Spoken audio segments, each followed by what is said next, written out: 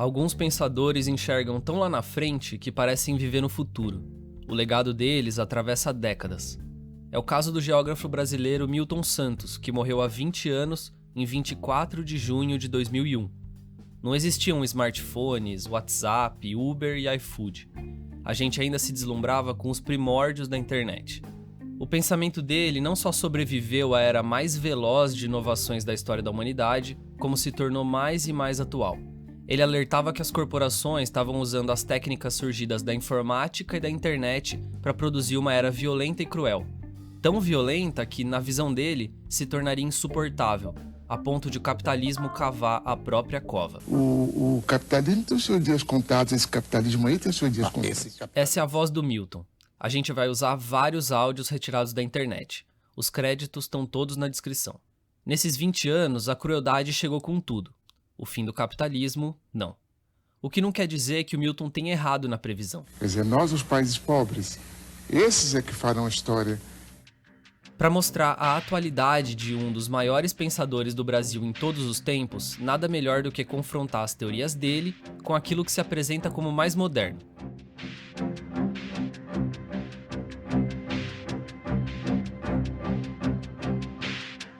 Afinal, o que o Milton Santos diria do iFood? Agora, você quer ser um trabalhador ou você quer ser um empreendedor? Esse é o Diego Barreto, CFO do iFood, numa palestra que deu a estudantes em 2020. A gente vai chamar o CFO de diretor financeiro, tá? Ele não vai gostar, mas também não sei se ele vai gostar de debater com o Milton Santos. O fator escolha, ele se torna primordial. Há 20, 30 anos atrás, você não tinha opção de escolha. O que aparecia na sua frente, você tinha que agarrar. Hoje, as pessoas têm escolha. O iFood é a maior empresa de entregas por aplicativo do Brasil. Atrás dela vem Rappi e Uber Eats. As três integram o chamado capitalismo de plataforma, também conhecido como economia dos bicos ou economia do compartilhamento. A gente vai adotar a expressão uberização para enfatizar a empresa símbolo dessa era, a Uber. E o fato de que, para nós, a principal característica desse sistema é a produção de um modelo de trabalho precário, ou melhor, de um modelo de vida precário. Escuta aqui o Matheus Silva dos Santos, entregador do iFood. Mas eu não vou para casa para descansar, para ver meus familiares, e eu fico nessa rotina todo dia, assim, e chega a ser de 14 a 18 horas por dia, mas eu agradeço muito ao iFood, que mudou minha vida realmente. Se você não conhece a obra do Milton Santos, não se preocupa, a gente está aqui para viajar juntos.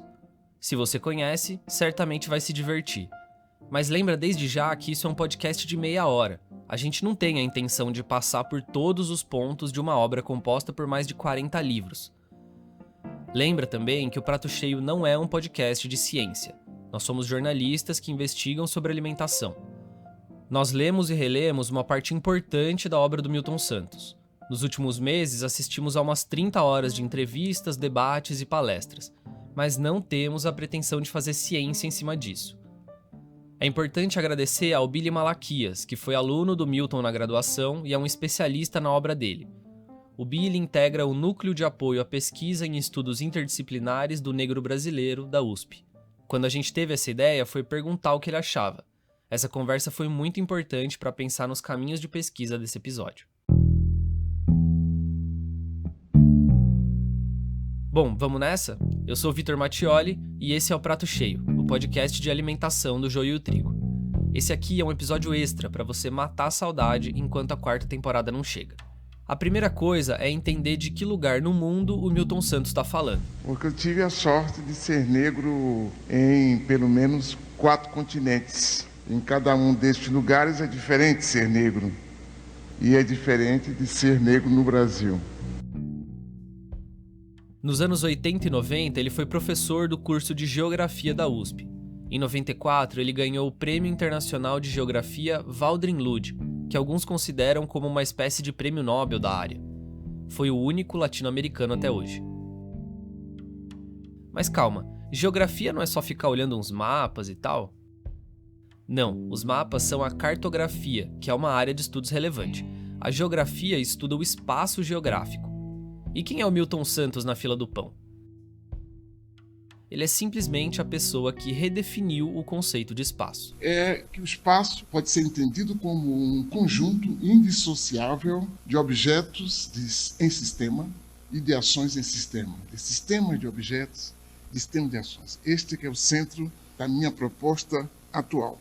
Boa parte da obra do Milton Santos foi escrita no exílio. Ele foi preso já em 64, no ano do golpe. O conceito de espaço vai tomando forma nos anos 70 e tem um momento-chave no livro O Espaço Dividido, de 1979. Olha pela janela. Você está vendo uma paisagem, que é o sistema de objetos. Mas, segundo Milton, o espaço é a soma do sistema de objetos com o sistema de ações. É a maneira como objetos e ações se transformam mutuamente. Você não tem como enxergar o espaço, porque o espaço está em constante movimento devido às ações. Uma das importâncias dessa ideia é que apenas os seres humanos são capazes de produzir um espaço. O Milton Santos redireciona totalmente os olhares ao propor que o estudo da realidade num território deve analisar não só a paisagem, como o espaço. A relação com a natureza se tornava cada vez mais artificial e distante. Hidrelétricas, portos, estradas, ferrovias, tudo isso dava ao espaço um conteúdo extremamente técnico. E isso forma o chamado meio técnico-científico. Guarda essa expressão. Esse espaço é, também, onde se materializa a exclusão. Quer dizer, os lugares têm um valor. O valor que cada lugar tem determina, de alguma forma, o tipo de pessoa que vai nele se instalar. Ou seja, a capacidade de utilização do território separa os humanos. Pensa num período em que essas ideias vão surgindo. O país tinha 45% da população vivendo na cidade em 1960 e chegou a 70% 20 anos depois, na década de 80. Mesmo no exílio, o Milton Santos enxergou que a urbanização galopante do Brasil era única. Na visão dele, o êxodo rural brasileiro era um processo de migração forçada. As pessoas estavam migrando em busca de consumo e de acesso a bens e serviços. Os militares alimentaram um crescimento econômico acelerado, mas concentrado. Instalaram um regime de opressão, garantiram a concentração midiática para que a versão oficial fosse a única. E incentivaram a expansão do consumo de massa, criando uma filosofia de vida que transforma o consumo no próprio motivo da existência. Essa é uma questão fundamental. E é por isso que a cidade não apenas recebe pobres, ela cria pobres, pela maneira como ela é. Quer ver só? Porque eu acho Higienópolis um bairro tão mais tradicional, não acho que seria legal assim vir esse povão, esse monte de gente para cá, que pode trazer mais problema de segurança, de assalto, não sei. E também porque eu não acho legal mesmo, opinião minha. Essa é uma reportagem do UOL sobre um episódio emblemático. No começo da década passada, alguns moradores de Higienópolis, um bairro de classe alta da cidade de São Paulo, se juntaram para barrar a abertura de uma estação de metrô. E conseguiram, a estação acabou mudando de lugar.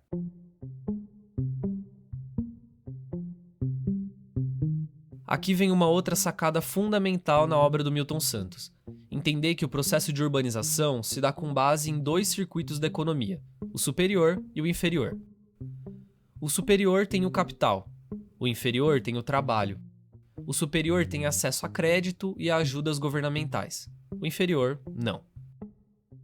O superior imita os padrões externos, incorpora lógicas de ação e de consumo que são exógenas. Por exemplo, a arquitetura da Europa, a tecnologia dos Estados Unidos, a comida de vários lugares do mundo. O inferior é o espaço que não está completamente dominado por esse padrão externo, pelas técnicas. E, então, é um espaço criativo. O Milton Santos olhava para as periferias urbanas com extremo otimismo. E esse é um ponto que a gente vai retomar lá no fim do episódio. A comunicação ela está entre os pobres do mundo, sobretudo nas grandes cidades. Eles é que comunicam. E eles é que criam. Nas grandes cidades? Sobretudo nas grandes cidades. Em toda a área onde haja uma solidariedade de preocupações. Os dois circuitos coexistem e se sobrepõem. Por exemplo, pessoas pobres prestam serviços para pessoas ricas, fazendo faxina, limpando jardins.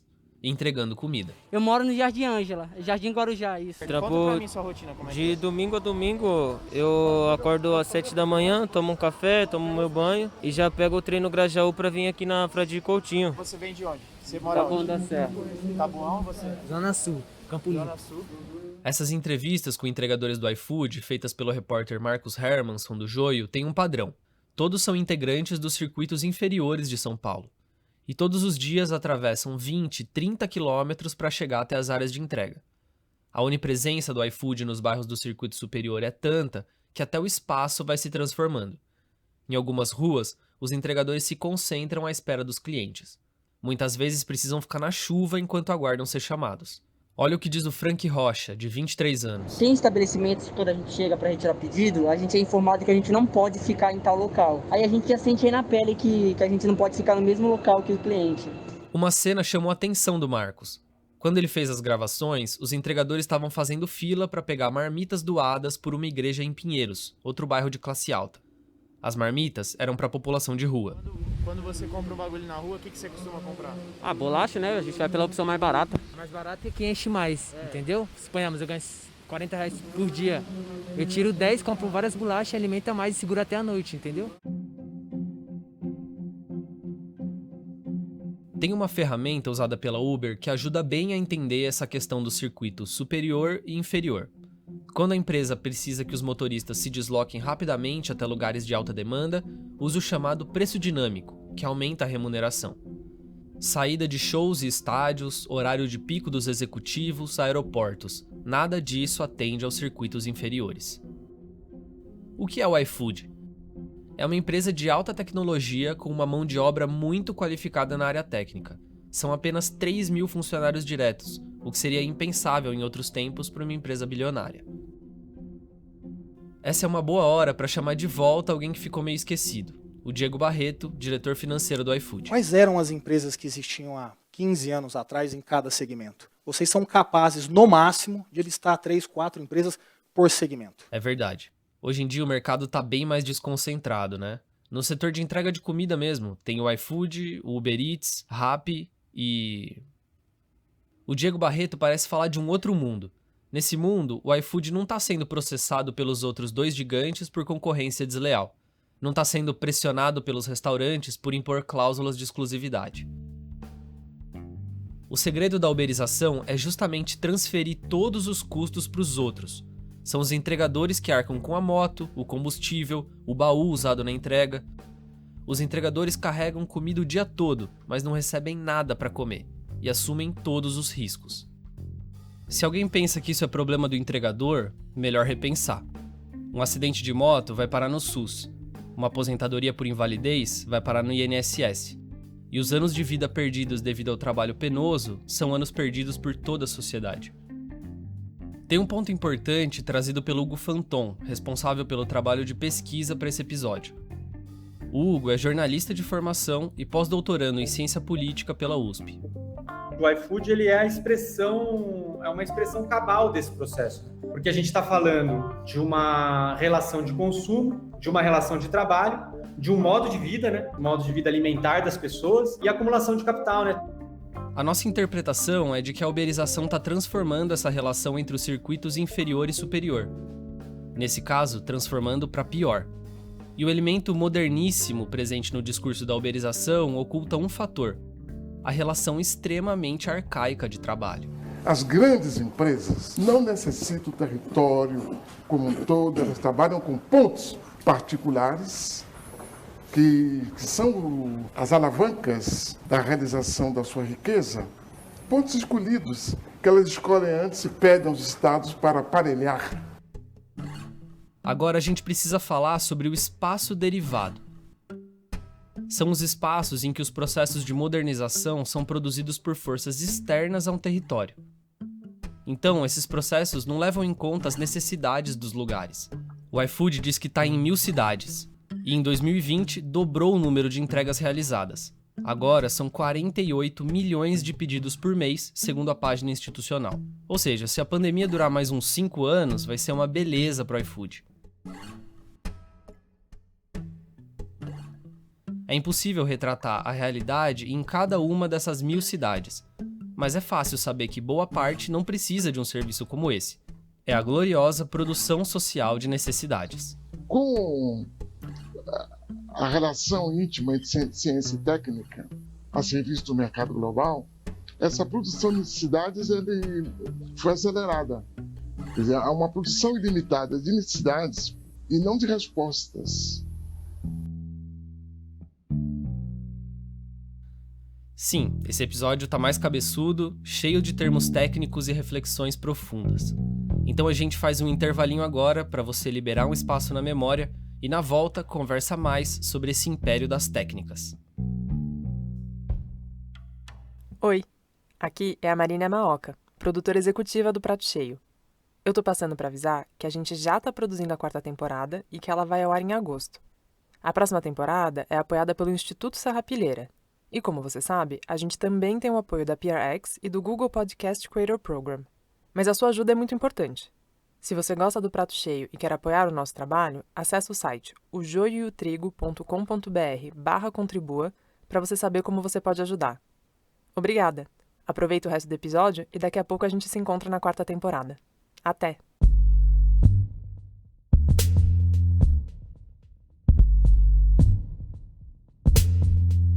Mas a imagem que me veio pensando, né, sobre isso foi do Parceiros do Rio Bonito. Lembra do livro do Antônio Cândido? Esse é o Hugo Fanton de novo. Lembra que a gente já falou sobre o livro Os Parceiros do Rio Bonito? Foi lá no episódio O Deserto do Caipira, da última temporada.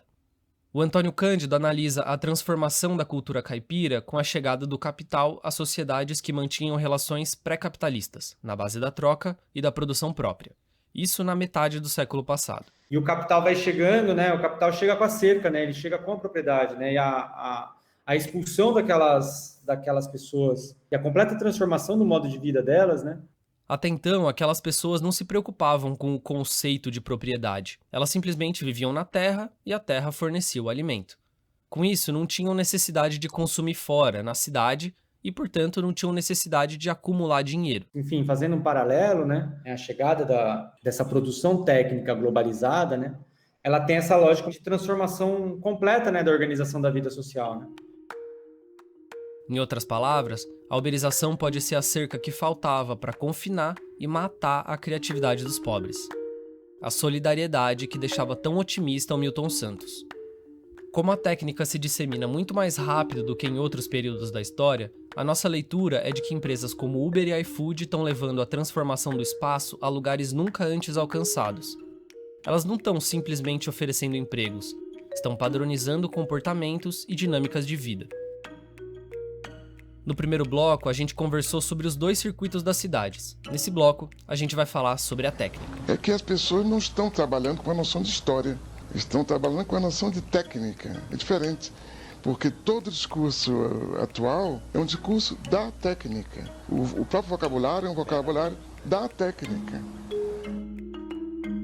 Tem uma ironia gigantesca que a gente não pode deixar passar. O iFood chama os entregadores de parceiros. Dos parceiros do Rio Bonito aos parceiros do iFood. A empresa, ela acaba ditando comportamentos. Ela dita comportamentos aos indivíduos que trabalham nela, mas aos que trabalham em torno dela.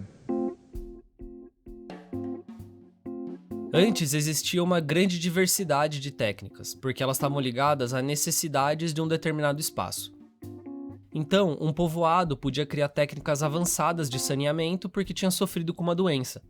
Uma fábrica de calçados podia ser uma inovação genial para uma cidade, mas completamente desnecessária para outra. O ônibus é um ótimo meio de transporte para áreas planas, mas não consegue subir uma favela. Ou seja, as técnicas evoluíam de acordo com as necessidades das sociedades. Nas últimas décadas, a evolução marcou uma unificação das técnicas com uma finalidade também única, que é a expansão das corporações e do dinheiro para o nível global. A técnica passa a comandar o sentido das nossas ações. Tem uma palavra fundamental nesse universo startupeiro: escala. Fazer uma startup é basicamente dar escala a um negócio que já existia. O iFood mesmo nasceu de um atendimento telefônico que ganhou escala ao migrar para o smartphone. É só isso. O mundo não começou no dia em que essas tecnologias nasceram, e a gente não está vivendo o fim da história. Ao mesmo tempo, esse ganho de escala muda absurdamente o impacto que essas empresas são capazes de produzir. E quando as técnicas que vieram do século passado se juntam, nos últimos 25 anos, as técnicas da informação, então se criam as condições para a produção de um mundo só, que não havia até então. Nos anos 80, o Milton já falava em mundialização, o que na década seguinte ficou conhecido como globalização. E essa foi a palavra-chave da última fase da obra dele. A gente recomenda o livro Por uma Outra Globalização, do pensamento único à consciência universal. Diante dessas técnicas, todos nos sentimos constantemente ignorantes. Hoje em dia temos inovações quase diárias, e guiadas por um punhado de corporações que tentam prever qual será o impacto de cada uma delas, mas nem sempre acertam ou nem sempre querem prever os efeitos colaterais. Essas inovações nunca podem ser criticadas ou problematizadas, muito menos descartadas. Tem uma frase muito importante do Milton Santos: a tecnologia é mais aceita do que compreendida. Ele criticava a construção ideológica que apresentava como um novo padrão moral algo que era imoral, e que a competitividade só é aceita por causa de uma certa confusão dos espíritos criada pela força da propaganda positiva em torno da globalização. Se os espíritos andavam confusos naquela época, imagina hoje.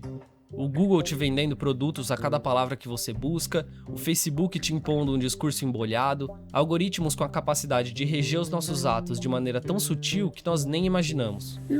O mundo até recentemente não era competitivo, no sentido da competitividade.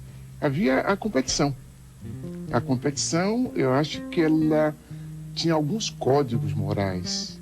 A competição, inclusive, ela podia existir paralelamente à compaixão.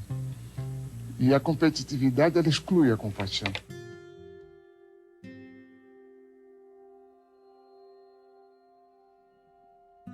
Tem uma outra frase do Milton que segue atualíssima. A competitividade comanda a ação. O consumo comanda a inação. Todos os dias nós somos colocados a competir por likes, atenção, compartilhamentos. Somos bombardeados com notícias. Sentimos alegria, raiva, frustração, tudo ao mesmo tempo. E em seguida aparece uma publicidade do iFood no Instagram, o que nos leva à inação. Mas isso é pouco comparado com a vida dos funcionários do iFood. O algoritmo que dá nota aos entregadores cria uma competição, no sentido de competitividade em tempo real. Isso define quem vai ganhar os próximos pedidos e quem vai ter trabalho na semana seguinte.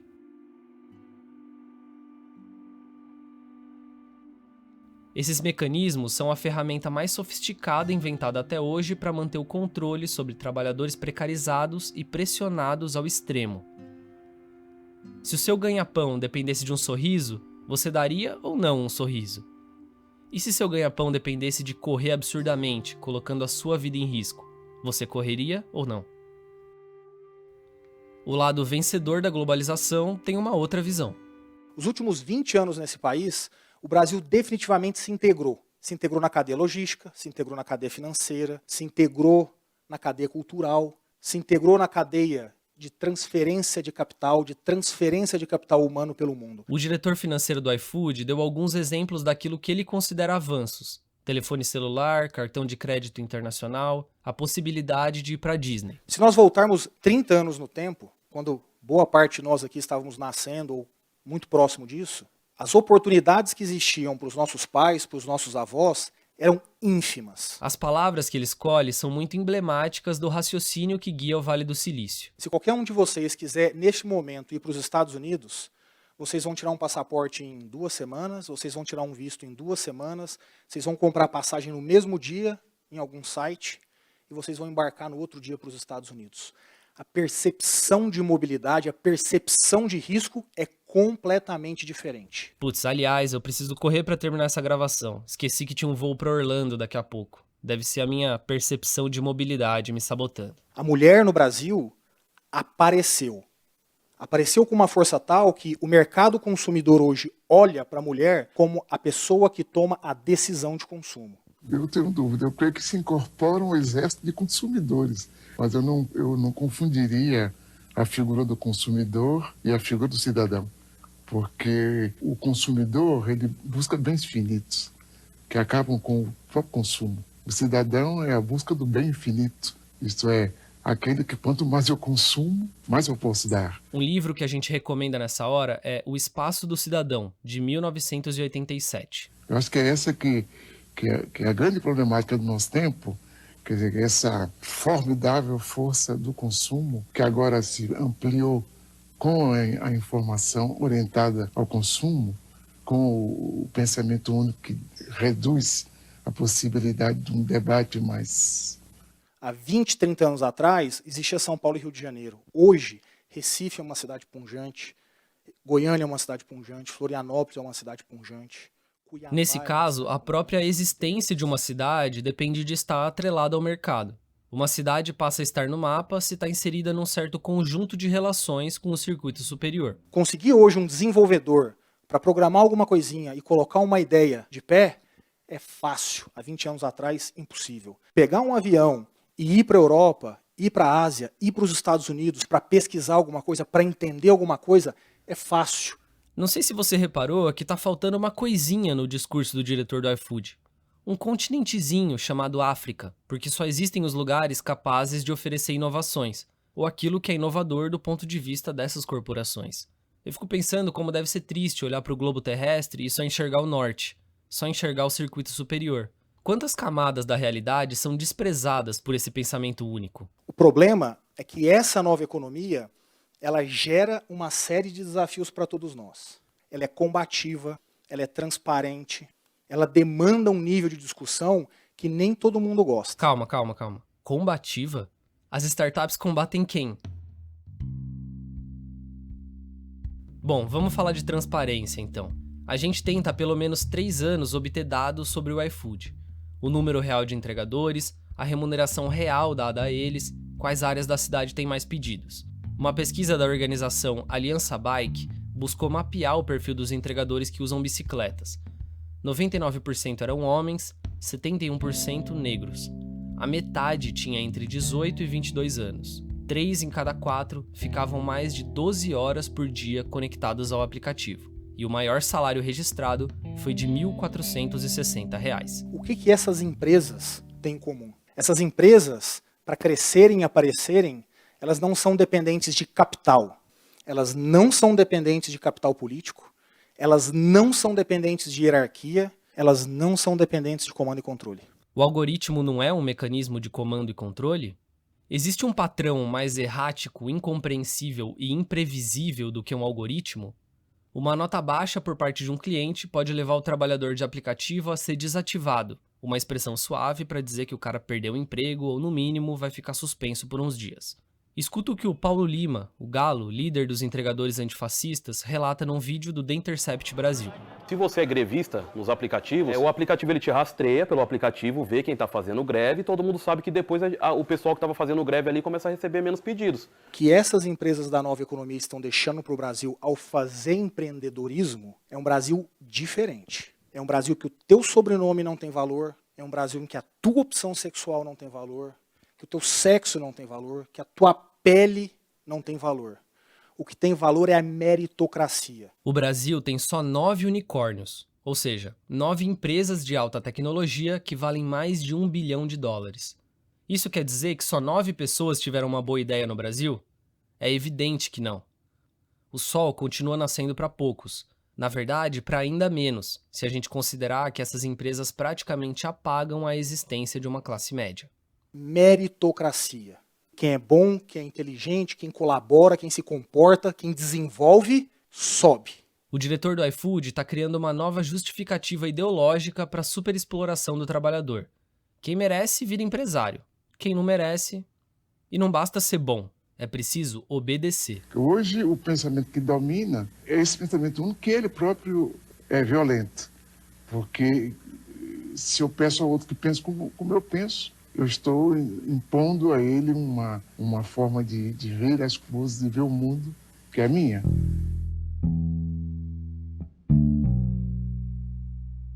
Bom, essa é a hora de mais um intervalinho para refrescar as ideias. Na volta, a gente viaja da era da brutalidade à era da delicadeza.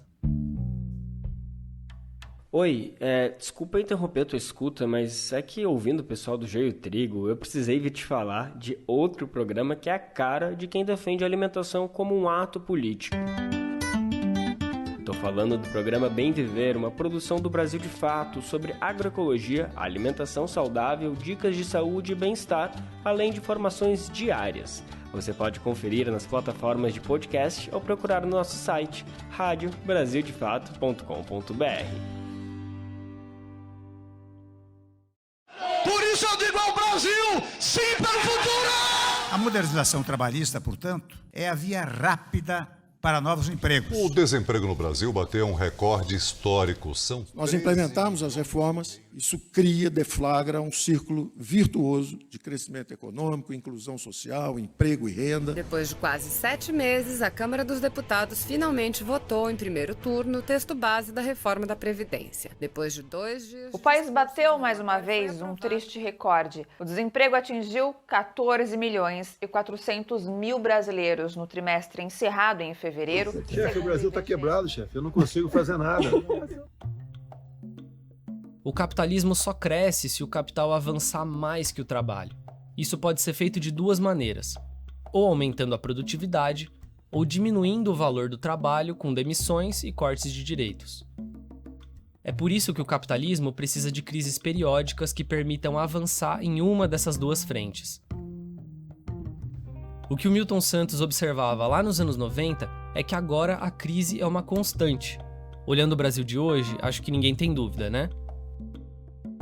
O Diego Barreto diz que as empresas do capitalismo de plataforma se orgulham de não depender do Estado. Será que é isso mesmo? Não dá para dizer que Uber e companhia tenham produzido as condições que criaram um exército de trabalhadores precários. Mas também não dá para dizer que elas tenham ficado paradas, só assistindo. A Uber desafiou leis municipais de transporte em todo o planeta. No Brasil, em 2017, o então senador Lindbergh Farias apresentou um projeto de lei para garantir remuneração a entregadores e motoristas. As corporações do setor se mobilizaram e mataram o projeto no berço. De lá para cá, a discussão no Congresso Nacional foi pouca, quase nada se a gente pensar que essas empresas estão entre as maiores empregadoras do país. Em resumo, a ideia é a seguinte: há um mundo que está aí, que utiliza os mesmos materiais que a humanidade obteve no fim do século para produzir aquilo que eu considero como uma perversidade. A gente quer compartilhar um segredo de quem investiga corporações. É importante analisar o que está presente no discurso de uma empresa, mas é ainda mais importante analisar o que está ausente. Na publicidade e nos discursos feitos pelos diretores da empresa, a ênfase fica na tecnologia, nos restaurantes e nos consumidores. Os entregadores são um apetrecho. O problema para o iFood é que sem as ações, sem os entregadores, o objeto não tem nenhum valor. Assim como a África e uma penca de municípios, os entregadores não aparecem no mapa do iFood. Estamos aqui no dia 1º de julho, mostrando que se a gente quiser se unir, a gente pode trazer o poder para a mão da gente, certo?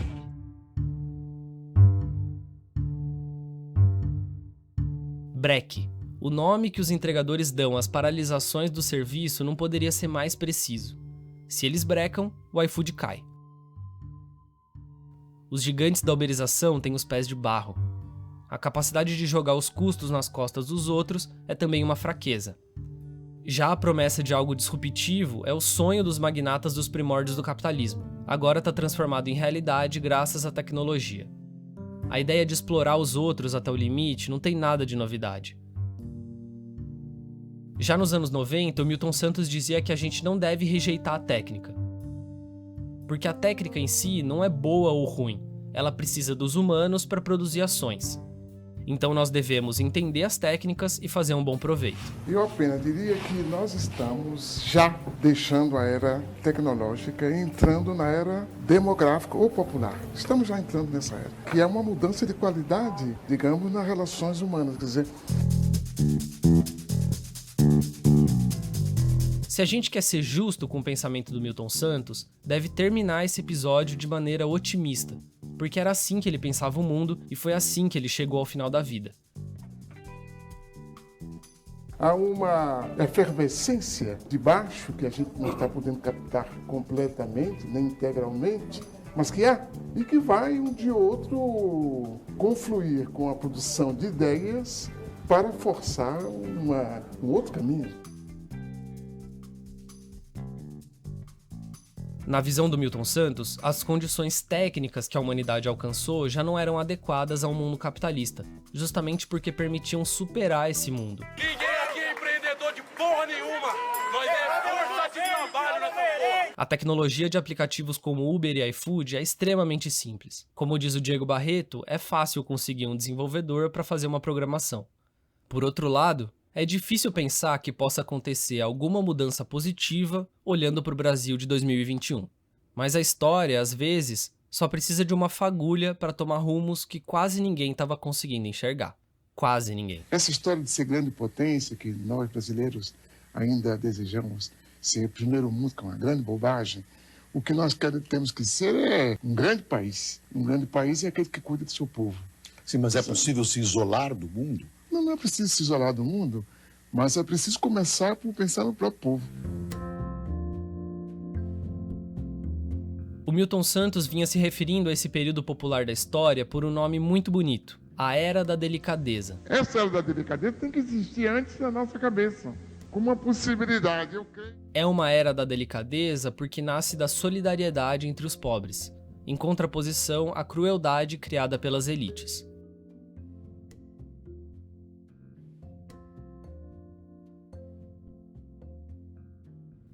A pesquisa desse episódio foi feita por Hugo Fanton. O roteiro é de João Pérez. A produção executiva é de Marina Yamaoka. A narração é minha, Vitor Mattioli. A edição de áudio é de Vitória Zanardi. As redes sociais ficam a cargo de Amanda Flora e o design é da Denise Matsumoto. Muito obrigado por ter ficado aqui até agora. Até o próximo episódio. Tchau!